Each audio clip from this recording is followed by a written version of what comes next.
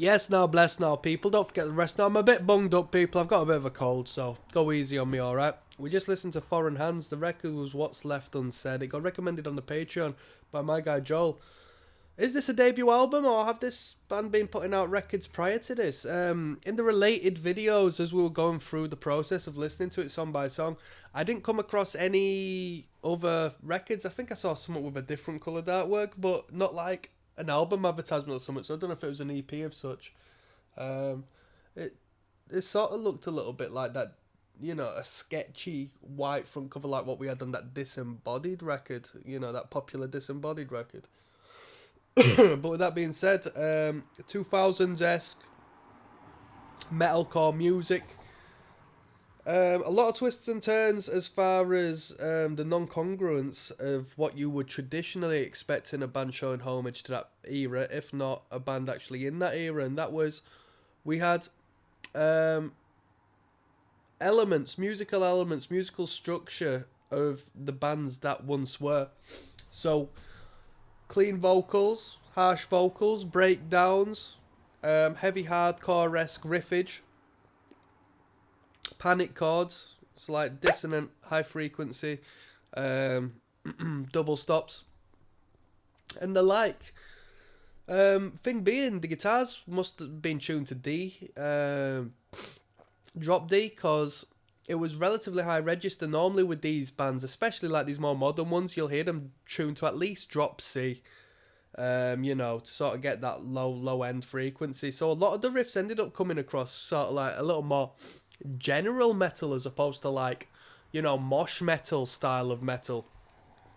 With that being said, we also had the production value, and the production value in relation to the sound the band was sort of trying to put forward.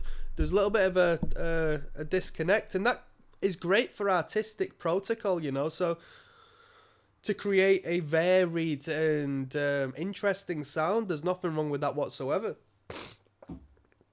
As a project, I felt, even though I've just sort of said there was a bit of a mishmash and mix of different elements, which sort of gave it a different feel, I didn't think there was necessarily anything special with this band, or at least this record. It felt sort of like the disconnect with stuff, even down to, I referenced the album artwork, the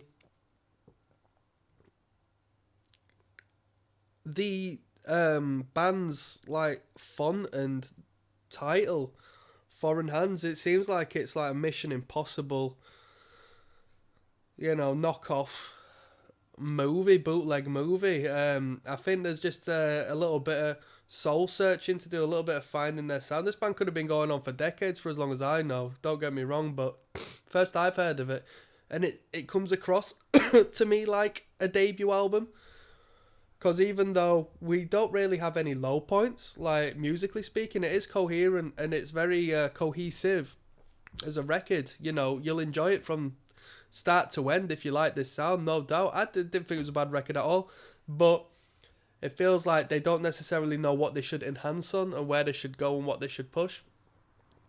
But they've got a few features on here and whatnot, and so they must have established some sort of noise, or at least the label sort of dipping their fingers into a few things, because we've got a few music videos as well. Yeah, what can I say? I'll give the record a 5. I'll give the record a 5 out of 10. Not necessarily too fussed on it as far as metalcore is concerned across the board. Whether it's be like emo adjacent 2000 scene kid stuff or 90s metalcore influence stuff. I don't really think this really exists in too high a standard in comparison to what I've been listening to, in all honesty.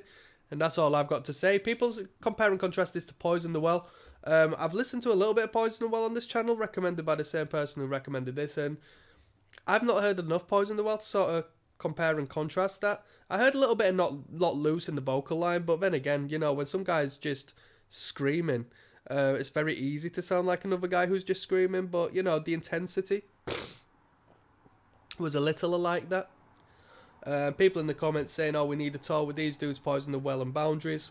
If that's the case, these guys have definitely got to be on first, because Boundaries is really good, and Poison the Well, you know, as far as legacy is concerned, they sounded really good on record as well. On that note, I'm signing out, people. Peace. One love.